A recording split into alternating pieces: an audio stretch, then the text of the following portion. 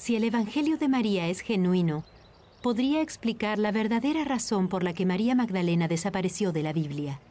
Ofrece una imagen muy diferente y polémica sobre los discípulos. Una de las cosas más fascinantes del Evangelio de María es que realmente nos lleva a repensar la historia del cristianismo. ¿Lo entendieron todos los discípulos? ¿Comprendieron y predicaron la verdad? Esto es un extremo innovador y creo que quizás hasta herético. Tal vez el Evangelio de María era sencillamente demasiado revolucionario. Presenta a María como la maestra y guía espiritual de los otros discípulos. No es solo una discípula, es la primera entre los apóstoles.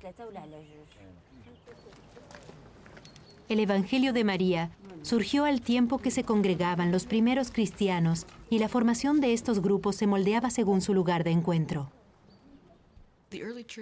Las iglesias primitivas se reunían en casas con gente amiga o conocida.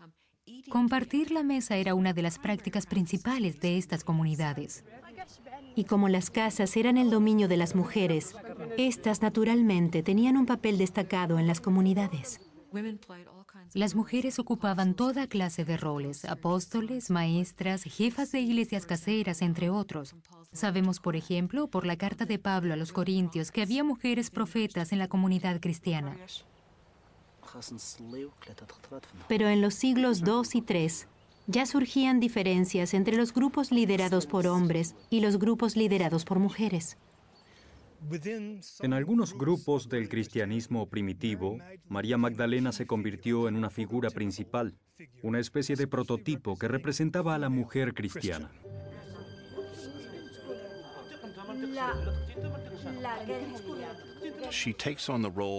Ella asume el rol de representar a la mujer frente al hombre en general.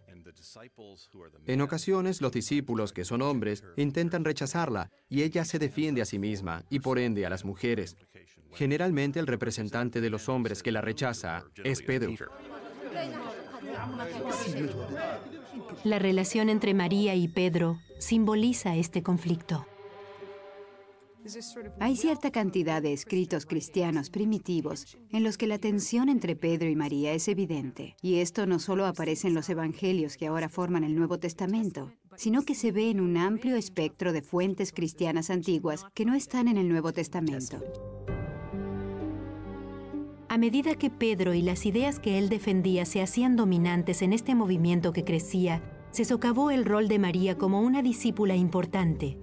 Y a medida que la iglesia se institucionalizaba, las mujeres líderes fueron dejadas de lado. ¿Qué pasa con María? Bien, ella debió ser víctima de la pelea por el poder, víctima de cómo se escribió la historia. ¿Y quién escribe la historia? Los hombres. Ya en los siglos IV y V, que las mujeres ejercieran un liderazgo público era herético. No podían ser ordenadas, por ejemplo, como obispos o sacerdotes.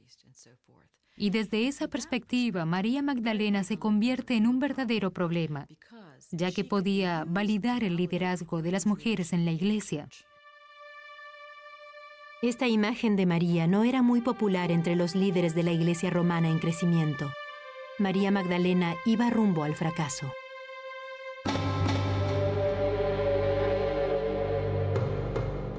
La iglesia quería que la doctrina religiosa se limitara a la Biblia. Por eso debía eliminar las ideas no ortodoxas. Obviamente, los libros de Nag Hammadi y el Evangelio de María eran parte del problema, así que desaparecieron. Imaginémoslo, unas personas del siglo IV poseen libros que contienen estas obras. Los funcionarios de la iglesia dicen, no los lean, no los conserven. ¿Qué hacen con ellos? Bien podían tirarlos a la basura o quemarlos, o tal vez pensar, voy a ocultarlos en algún lugar así después vuelvo a buscarlos. Y si nunca volvieron a buscarlos, quedan ahí en el desierto.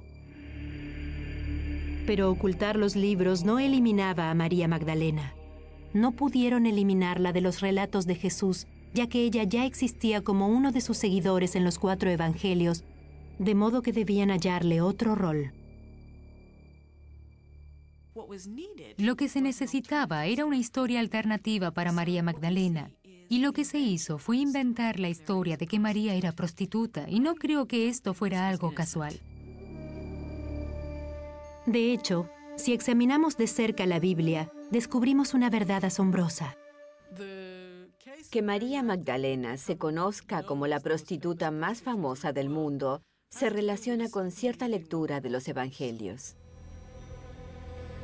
Hay muchas mujeres llamadas María en los Evangelios, y lamentablemente María Magdalena era una de ellas.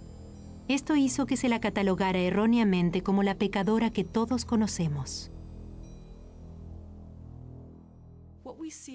Lo que sucede es que la mujer que ungió a Jesús en Lucas 7, a la que llaman la pecadora, la que unge a Jesús con su perfume y seca sus pies con su cabello mientras llora, luego se recrearan como pecadora, dejó una mancha en su nombre.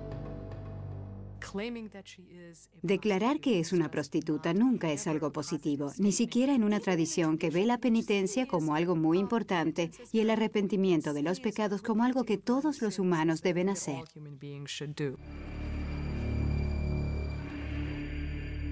La Iglesia Católica declaró un día santo en su nombre y construyó iglesias en su honor, pero ella fue santa a causa de su arrepentimiento. Quizás sea tiempo de revisar el legado de María. Deberíamos recordarla no solo como una seguidora de Jesús y como alguien que tuvo una visión de Jesús, sino como una mujer que muy probablemente fue una líder del movimiento cristiano primitivo. Y también deberíamos recordar cómo la convirtieron en prostituta, ya que contiene lecciones para nosotros, aunque no sea su verdadera historia. Creo que debemos verla como alguien que tuvo un papel muy importante en el movimiento de Jesús. Hay que considerar que fue testigo de la crucifixión y la resurrección. Ella y otras mujeres estaban allí desde el comienzo. Más tarde, ella es la valiosa contrafigura de Pedro. Ella era tan importante como los otros 12.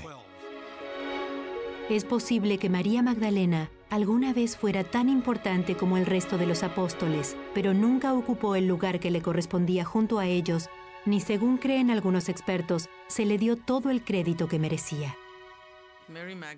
María Magdalena es una mujer realmente notable, pues es ella quien, en mi opinión, sin ayuda alguna, trajo a la luz y dio origen al cristianismo.